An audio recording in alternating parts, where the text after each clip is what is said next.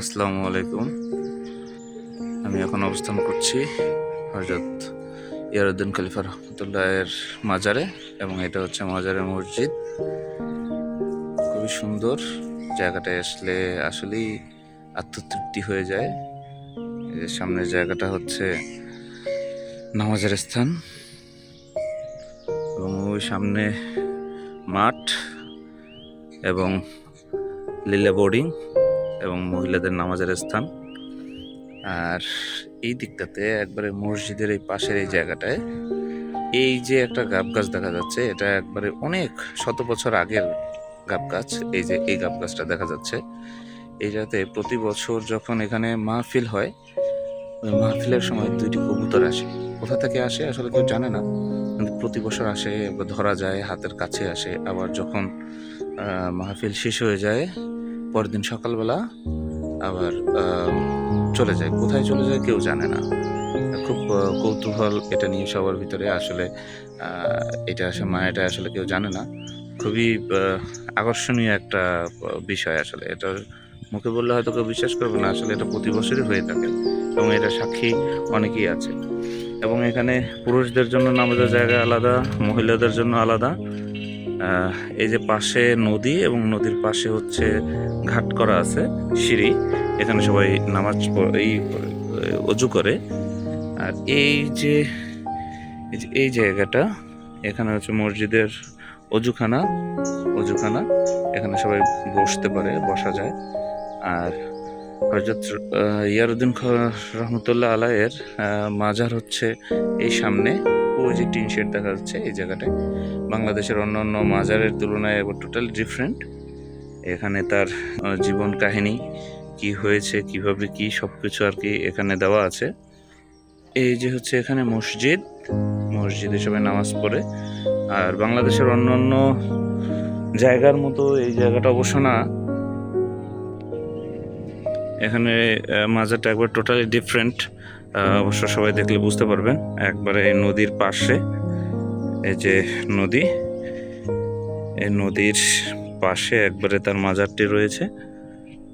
এই যে, এবং তার মাজারটি হচ্ছে এই সামনে। বাংলাদেশের অন্যান্য মাজার যেভাবে আছে, এখানে আবার তেমনটা না। অন্যান্য মাজার যেমন টাকা পয়সা, সেজদা, আবার এরকম অনেক কিছু দেয়, যেমন এখানে দেওয়া আছে জিয়ারতে সেটি নামাজ পড়া নিষেধ, সেজদা দেওয়া নিষেধ।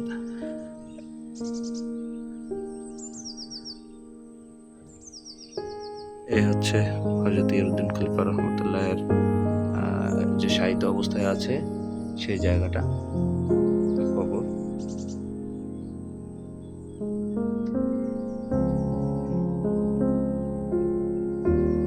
এই যে পাশেই হচ্ছে একবারে নদী, একবার নদীর পাশেই। এই নদীতে এখানে একটা প্রচলিত নিয়ম আছে, যখন কোনো লঞ্চ বা স্টিমার আসে, একবার খুব স্লো হয়ে যেতে হয়, সবাই স্লো করে যায়। হ্যাঁ,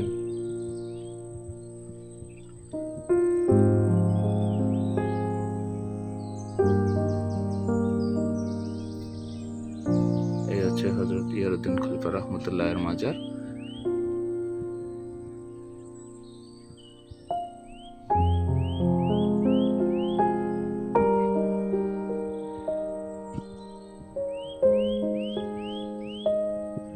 এবং এখানে যাতে কেউ এসে কোনো সিজদা বা কোনো কিছু না দেয়, বেদাতি কোনো কিছু যাতে না হয়, সে সব কিছুই এখানে দেওয়া আছে সব জায়গায়, এবং এটা সবাই খুব ফলো করে, খুব মানে।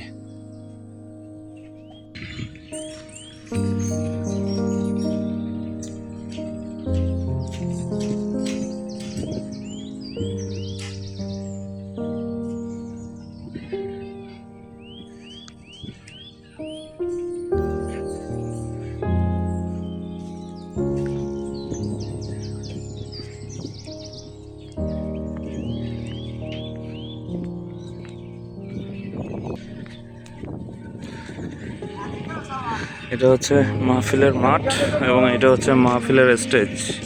এখানে বসে প্রতি বছর 2 দিন ব্যাপী মাহফিল হয়, 24-25 তারিখ। তা তখন হচ্ছে এখানে মাহফিলে সবাই আসে এবং স্টেজে বসে করে মাহফিল করে। ওই যে 3-4 তলা যে বিল্ডিংটা দেখা যাচ্ছে এটা হচ্ছে লিল্লা বোর্ডিং, এবং এই যে একতলা যে ভবনটি দেখা যাচ্ছে এটা হচ্ছে মহিলাদের নামাজের স্থান।